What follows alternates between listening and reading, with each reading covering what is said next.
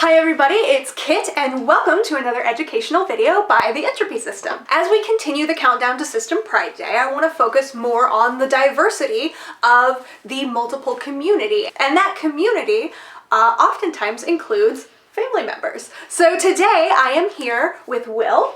Hello. And Kim. Hi. This is Wynn's father and mother. Now, a lot of times navigating family for a person with DID or OSDD can be kind of tricky, but sometimes you get really lucky, and when you have the conversation of mom, dad, I have this disorder, they step up and turn out to be really great and supportive, and that's why we're going to talk to them today. So, how did you first find out that Wynn had DID? She told us. Okay. As I remember it was kind of through her counselor, and we were sort of introduced in session, and I brought it home, I think. Is that how you remember it? It's been very much a whirlwind. Yeah. That bit. And it was very hard. Because there's two sides to it, really. There's the side where you're discovering this new aspect of life that has to be incorporated in how family operates. But maybe more so the fact that there was a lot of hurt. And as the parents, you always want to prevent that from happening. And it happened. So the DID, in my opinion, is the actual day-to-day of it is the easy part. So it's been good that way. Did you kind of want to build on like that topic, like what it was like processing for you? It's always kind of a process for me, and Okay. I feel like when shows up, I have to ask, who am I talking to? If I can't figure it out, and then usually I have to guess. Or, ask. I mean, like I did at the party when I said, who am I talking to? Yes. Yeah. So like obvious, like you can roll with that. body changes and be and stuff. patient with me. Obviously, then, then I can just carry on once I know. Okay. Who was the first alter that you were, like other than Wynn, obviously, that you were aware you were talking to? Well, for me it was Daniel, because we were at a coffee house where Wynn had made the early artwork of the system, of the early system. I'll post that right now. Okay. It was kind of the coffee house had sponsored an art show where people who were doing sort of art therapy for their different situations had it was hung up on the walls in the coffee shop. Old-fashioned notion. We were just having coffee and we were talking, and Wynn got triggered and had to excuse herself, and then came back, and it was Daniel, and he introduced himself and kind of explained what had just happened, and we spent the rest of the time having coffee, just two of us. You were talking to Wynn later about that, and you said like when you were talking to Daniel, it was kind of like a real click moment for you. Like you were like, that is not Wynn. Like. Yeah.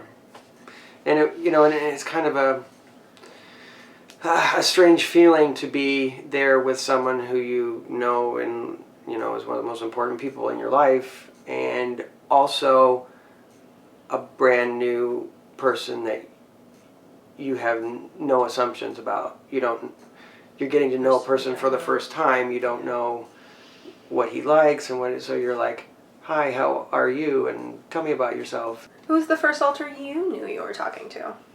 Mistletoe, I believe. Oh, yeah. You came to I forget about her purpose sometimes. How'd that go? Well, it was a surprise because I got a text message that had a little squiggle and an M after the text that said, I'm coming over, is that okay? And I thought that was an emoji I didn't get. And so, Wynn shows up and sticks out her hand and says, hi, I'm Mistletoe. And I was like, oh, well. Yes, and? Exactly. But I thought, okay, we're going to, just roll with it. But with my youngest child, he's real rigid in his thoughts and understandings of the world and things that he doesn't come up with himself. And I thought, Because he has autism. because he's autistic. He is an autistic person, but he Has also has other- layers. He has a learning developmental disability on top of the autism, Okay. and then he has has emotional mental- challenges on top of all that. So I remember saying, you know what, Garrett's going to come in and he's going to see his sister, and you need to be that sister for him, whoever you are now, because he might not get it, and I can't guarantee we're not going to have a situation. And so I think you were mistletoe for a while. She was, Mistletoe I'm not using the right language. Wording Mistletoe is was there for a silly. while.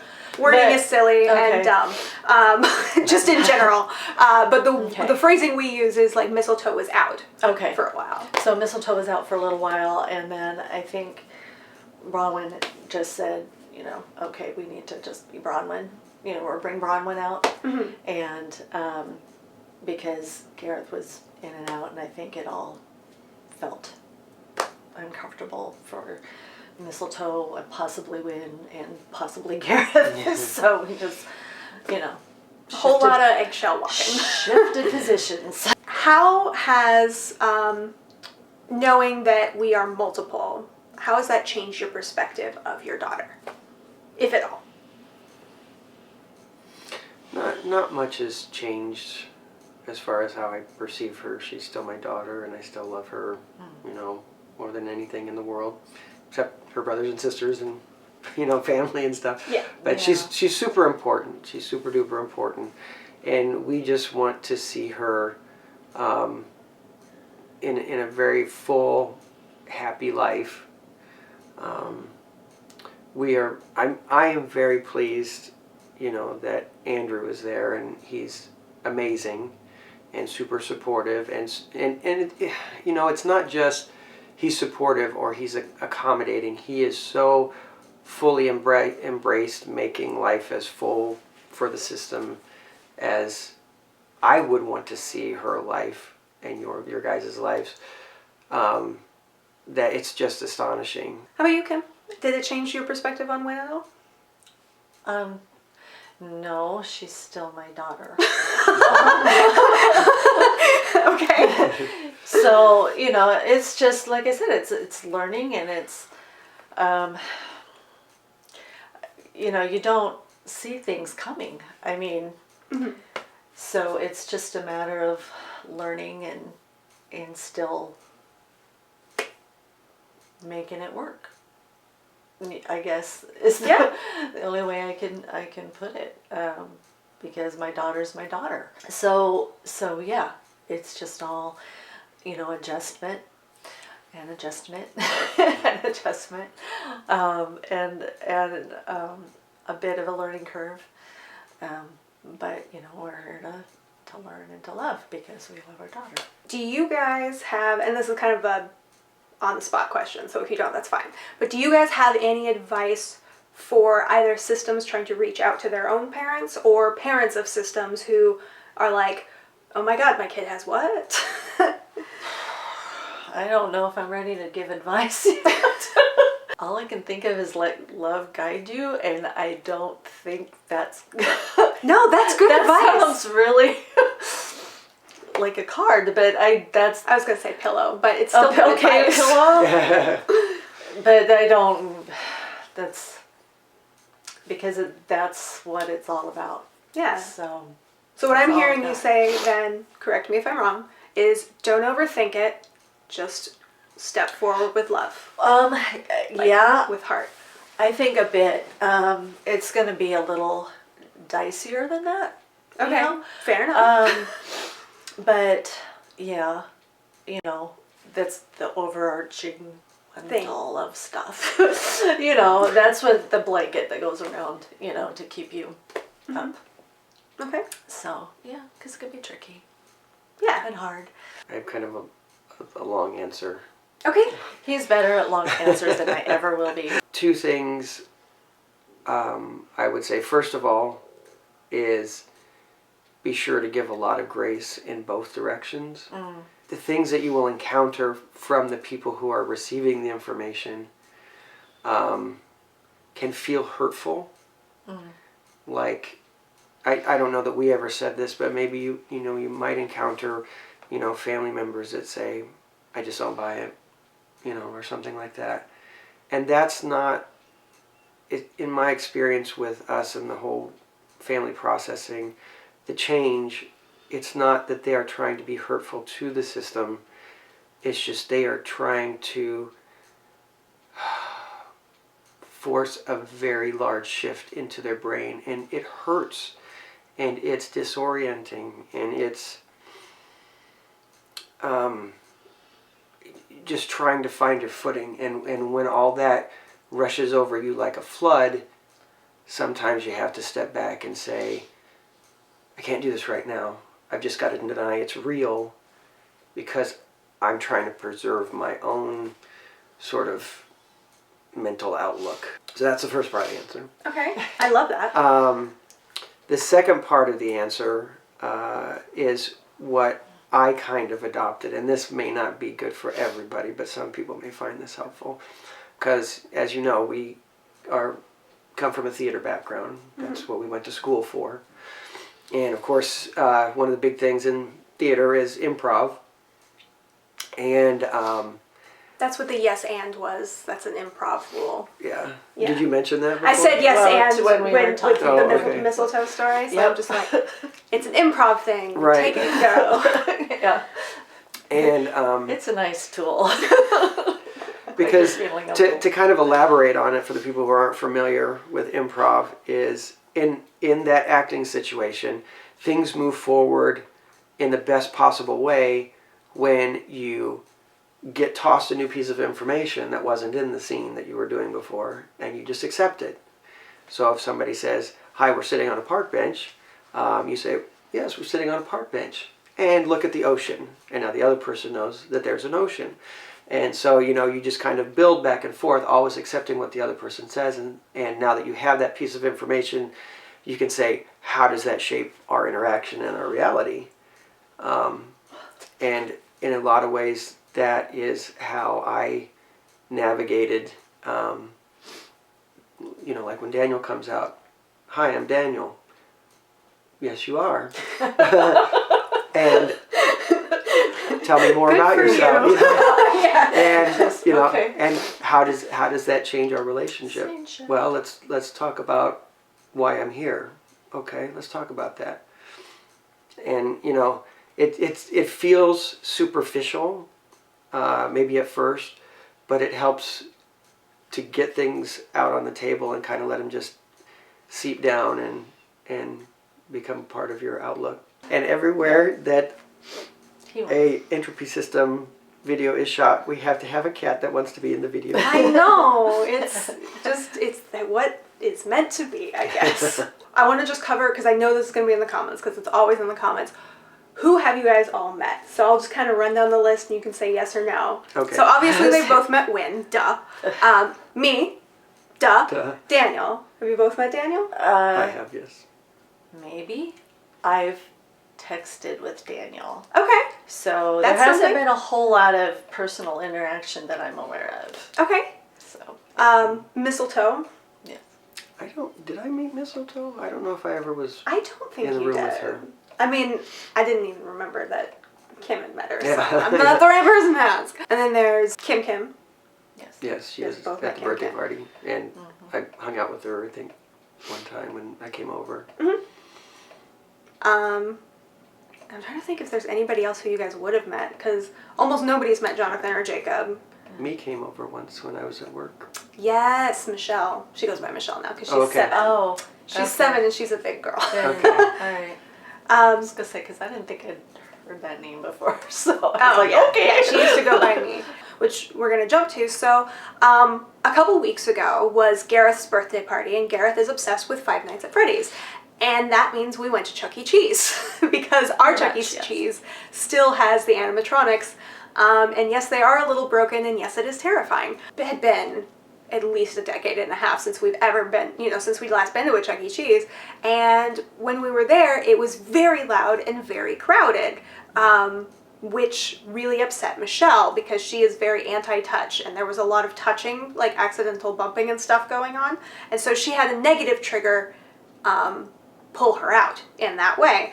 And then I'm going to kind of tell the story from how I saw it, and you guys can tell it. She leaned over to Liam, who is another one of our brothers, and kind of whispered in his ear and was like, please don't let anybody hug me.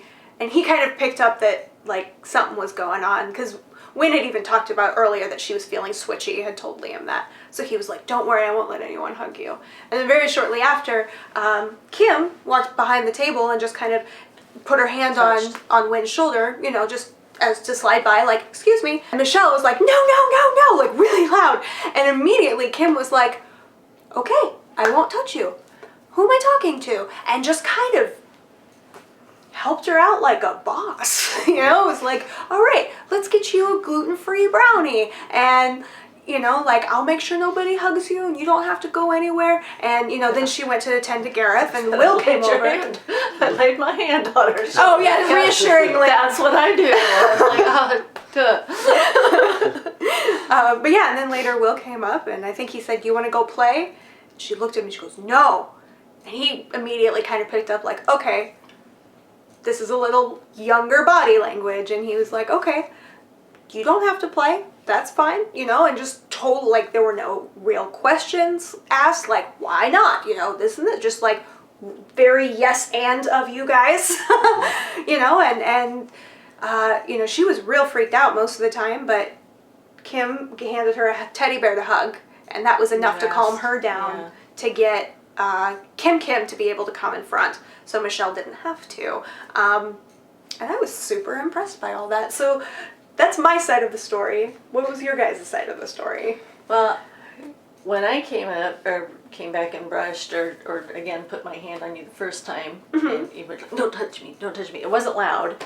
Oh, was it not? It seemed loud from this. It might have been. I mean, when you're upset, that can happen. But I mean, it was quiet, but it was, don't touch me, don't touch me.